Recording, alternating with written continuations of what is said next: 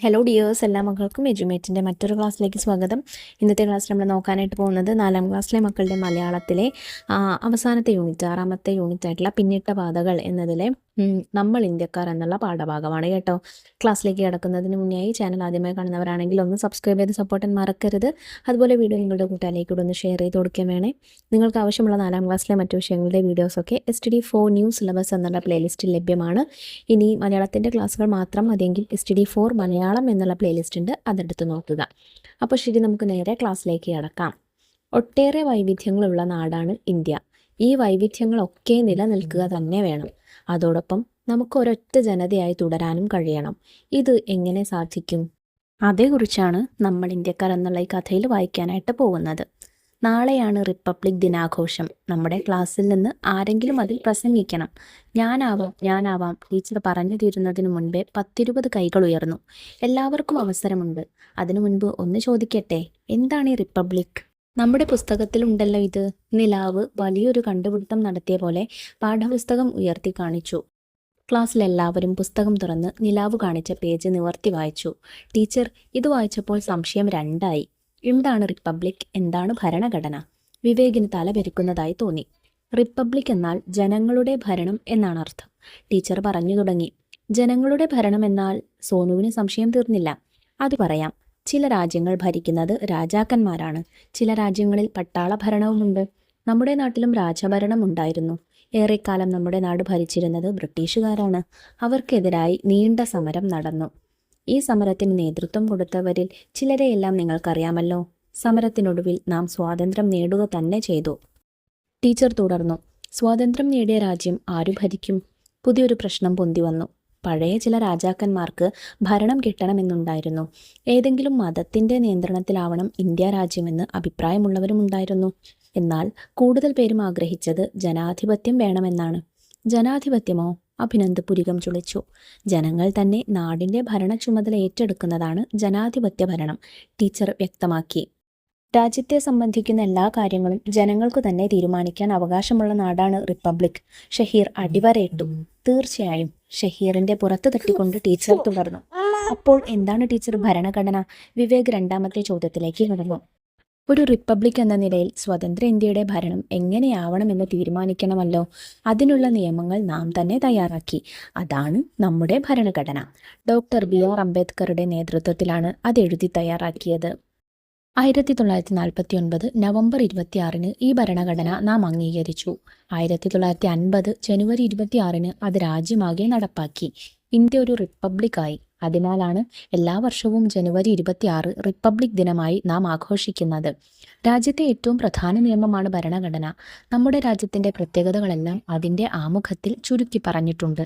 നമ്മൾ ഇന്ത്യയിലെ ജനങ്ങൾ ഇന്ത്യയെ ഒരു പരമാധികാര, സ്ഥിതി സമത്വ, മതനിരപേക്ഷ ജനാധിപത്യ റിപ്പബ്ലിക്കായി സംവിധാനം ചെയ്യുന്നതിനും ഗുൽമോഹർ ആമുഖം വീണ്ടും വായിക്കാൻ ആരംഭിച്ചു. അപ്പോഴേക്കും ക്ലാസിൻ്റെ പല ഭാഗത്തു നിന്നുമായി ചോദ്യങ്ങൾ മുളച്ചു വന്നു. എന്താണ് ടീച്ചർ ഈ സ്ഥിതി സമത്വം? മതനിരപേക്ഷ രാജ്യം എന്നാൽ എന്താണ്? പരമാധികാര രാജ്യം എന്നാലോ? അക്കാര്യങ്ങൾ ഇനി അടുത്ത ക്ലാസ്സിലാവാം. ഇപ്പോൾ റിപ്പബ്ലിക് ദിനത്തിൽ ആരാണ് പ്രസംഗിക്കുക എന്ന് തീരുമാനിക്കാം. ടീച്ചർ അടുത്ത കാര്യത്തിലേക്ക് കടന്നു. നമുക്ക് വോട്ടെടുപ്പ് നടത്തി തിരഞ്ഞെടുക്കാം ടീച്ചർ, മിലേവ തലയുയർത്തി പറഞ്ഞു. തിരഞ്ഞെടുപ്പ് നടത്തുമ്പോൾ എന്തെല്ലാം കാര്യങ്ങളാണ് കണക്കിലെടുക്കേണ്ടത്? ടീച്ചർ ആരാഞ്ഞു. സ്റ്റേജിൽ കയറിയാൽ വിറയ്ക്കാത്ത ആളാവണം. നിലാവിൻ്റെ നിലപാടാണ്. നന്നായി കാര്യങ്ങൾ പറയാൻ കഴിയുന്ന ഒരാളാവണം.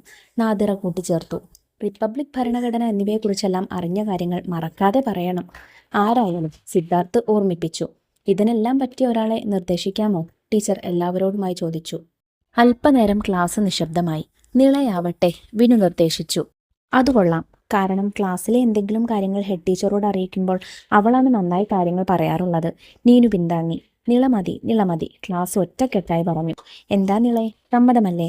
ടീച്ചർ നിളയെ നോക്കി. ശ്രമിക്കാം ടീച്ചർ, ഇവരെല്ലാവരും എന്നെ സഹായിക്കണം. നീണ്ട കയ്യടിയോടെ ക്ലാസ് അത് അംഗീകരിച്ചു. ബഹുമാനപ്പെട്ട അധ്യാപകരെ, പ്രിയമുള്ള കൂട്ടുകാർ, എല്ലാവർക്കും നമസ്കാരം. പറയാനുള്ള കാര്യങ്ങൾ നിള മനസ്സിൽ കുറിച്ചു തുടങ്ങി. ഇനി നമുക്കിതിലെ ചോദ്യങ്ങൾ നോക്കാം. ചോദ്യം 1. റിപ്പബ്ലിക് ദിന റാലിയിൽ കുട്ടികൾ പിടിച്ച ബാനറിൽ എന്തെഴുതണമെന്നാണ് നിങ്ങൾ കരുതുന്നത്? റിപ്പബ്ലിക് ദിനവുമായി ബന്ധപ്പെട്ട് എന്ത് മുദ്രാവാക്യവും നിങ്ങൾക്ക് എഴുതാം. ഇന്ത്യ നമ്മുടെ രാജ്യം, നാം എല്ലാം ഒറ്റക്കെട്ട്. നമ്മുടെ ഭരണഘടന നമ്മുടെ അഭിമാനം. സ്വാതന്ത്ര്യം, സമത്വം, സാഹോദര്യം. ഒന്നായി മുന്നോട്ട്, നാം ഇന്ത്യക്കാർ മുന്നോട്ട്. ചോദ്യം 2. പാഠത്തിൽ നാം കണ്ട ക്ലാസ് നിങ്ങൾക്ക് ഇഷ്ടമായോ? എന്തുകൊണ്ട്? തീർച്ചയായും എനിക്ക് പാഠത്തിലെ ക്ലാസ് മുറി ഇഷ്ടമായി. കാരണം ആ ക്ലാസ് മുറിയിൽ എല്ലാവർക്കും തുല്യ പങ്കാളിത്തമുണ്ട്.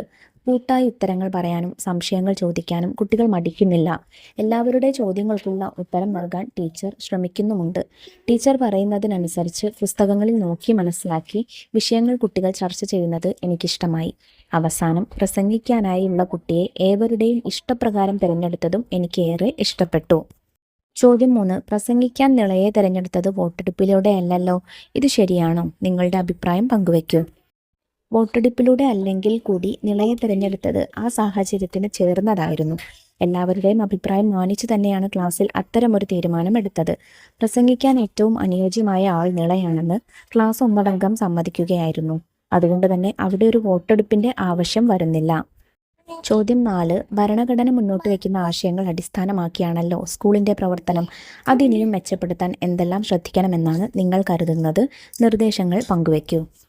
മക്കളുടെ അഭിപ്രായം എഴുതാം. ഞാൻ കുറച്ചുകൂടെ തരുന്നുണ്ട്. തുല്യ അവസരം അഥവാ സ്ഥിതി സമത്വം. എല്ലാ കുട്ടികൾക്കും സാമ്പത്തിക സ്ഥിതി, ലിംഗഭേദം, കഴിവ് എന്നിവ പരിഗണിക്കാതെ പഠനത്തിലും പാഠ്യേതര പ്രവർത്തനങ്ങളിലും തുല്യ അവസരം ഉറപ്പാക്കുക. വിവേചനമില്ലാത്ത അന്തരീക്ഷം, അതാണ് മതനിരപേക്ഷത. മതത്തിൻ്റെയോ ജാതിയുടെയോ പേരിൽ ഒരു കുട്ടിയെയും മാറ്റി നിർത്തുന്നില്ല എന്നുറപ്പുവരുത്തുക. എല്ലാ ആഘോഷങ്ങളെയും ബഹുമാനിക്കാൻ പഠിപ്പിക്കുക. സ്കൂൾ പാർലമെന്റ് ഉണ്ടാക്കുക. വിദ്യാർത്ഥികൾക്ക് ഭരണകാര്യങ്ങളിൽ പങ്കാളിത്തം നൽകാൻ കൃത്യമായി പ്രവർത്തിക്കുന്ന സ്കൂൾ പാർലമെന്റ് ഉണ്ടാക്കുക. അഭിപ്രായ സ്വാതന്ത്ര്യം ഉറപ്പുവരുത്തുക. കുട്ടികൾക്ക് അവരുടെ അഭിപ്രായങ്ങളും പരാതികളും ഭയമില്ലാതെ തുറന്നു പറയാൻ കഴിയുന്ന സംവിധാനം സ്ഥാപിക്കുക. കുട്ടികളെയും നിയമനിർമ്മാണത്തിൽ പങ്കാളികളാക്കുക. സ്കൂൾ നിയമങ്ങൾ ഉണ്ടാക്കുമ്പോൾ കുട്ടികളുടെ അഭിപ്രായങ്ങൾ കൂടി അന്വേഷിക്കുകയും ഉൾപ്പെടുത്താൻ ശ്രമിക്കുകയും ചെയ്യുക. ഭരണഘടനാ ക്ലാസുകൾ. റിപ്പബ്ലിക് ദിനം മാത്രമല്ല, മറ്റു ദിവസങ്ങളിലും ഭരണഘടനയുടെ അടിസ്ഥാന തത്വങ്ങളെക്കുറിച്ച് ചർച്ചകളും ക്ലാസുകളും സംഘടിപ്പിക്കുക. അപ്പോൾ ഇത്രയും കാര്യങ്ങളാട്ടോ മക്കൾ നമുക്ക് ഈ പാഠഭാഗത്തിൽ നോക്കാനായിട്ടുള്ളത്. ചെറിയൊരു പാഠഭാഗമാണ്. പാഠഭാഗവും അതിൽ ചെയ്ത ചോദ്യങ്ങളൊക്കെ എല്ലാ മക്കൾക്കും മനസ്സിലായിട്ടുണ്ടെന്ന് വിശ്വസിക്കുന്നു. വീഡിയോ ഉപകാരപ്രദമായിട്ടുണ്ടെങ്കിൽ നിങ്ങളുടെ കൂട്ടുകാരിലേക്ക് നമ്മുടെ ക്ലാസ് ഒന്ന് ഷെയർ ചെയ്ത് കൊടുക്കുക. അതുപോലെ 4ാം ക്ലാസ്സിലെ മറ്റു വിഷയങ്ങളുടെ വീഡിയോസിന് വേണ്ടിയിട്ട് മറക്കാതെ ചാനലൊന്ന് സബ്സ്ക്രൈബ് ചെയ്ത് വയ്ക്കാം. ഇന്നത്തെ ക്ലാസ്സിനെ കുറിച്ചുള്ള അഭിപ്രായങ്ങളൊക്കെ കമൻറ്റ് ബോക്സിലൂടെ അറിയിക്കുമല്ലോ. അപ്പോൾ ശരി, നമുക്ക് അടുത്ത ക്ലാസ്സുമായി വീണ്ടും കാണാം. താങ്ക്